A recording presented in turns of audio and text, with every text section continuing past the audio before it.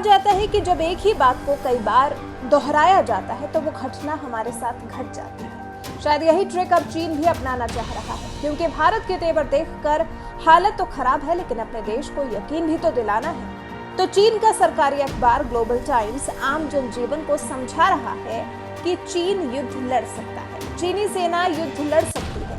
कहा जा रहा है कि भारत के साथ युद्ध होगा और चीन को इसका फायदा भी मिलेगा।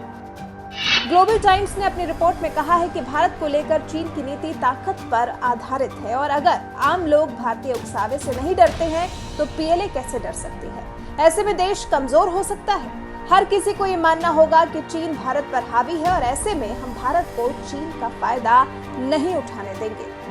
ग्लोबल टाइम्स के एडिटर इन चीफ हू शिजिन के मुताबिक चीन भारत सीमा की सीमावर्ती स्थिति से परिचित लोगों ने मुझे बताया कि पीएलए का पूरी स्थिति पर दृढ़ नियंत्रण है, और युद्ध की स्थिति में इससे कोई फर्क नहीं पड़ता कि ये कैसे लड़ा जाता है। पीएलए के पास भारतीय सेना को हराने की पूरी क्षमता है।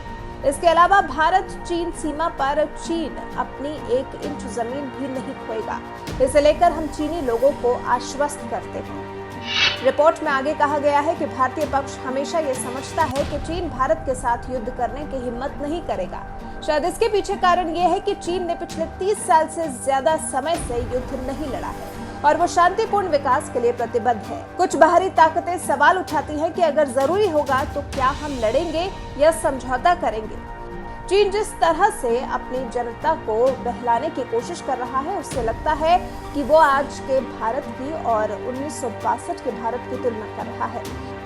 कह रहा है कि 1962 के युद्ध से पहले भारत चीन के क्षेत्र में अतिक्रमण करने और पीएलए को चुनौती देने से नहीं डरता है, और फिर भारत को इसकी कीमत चुकानी पड़ी।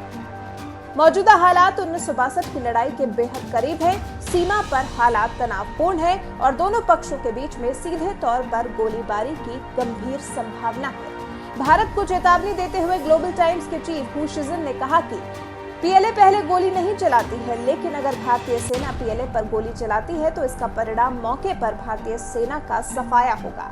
अगर भारतीय सैनिकों ने संघर्ष को बढ़ाने की हिम्मत की तो और ज्यादा भारतीय सैनिकों का सफाया होगा। चीन के सरकारी अखबार ग्लोबल टाइम्स के चीफ क्यों अपनी जनता को यकीन दिला रहे हैं? क्या चीनी जनता में अपनी सरकार और अपनी आर्मी को लेकर भरोसा कम हो गया है? क्या सीमा के हालात को देखते हुए चीनी नागरिकों ने कम्युनिस्ट सरकार को कटघरे में खड़ा किया है? अगर नहीं तो फिर ये सफाई क्यों?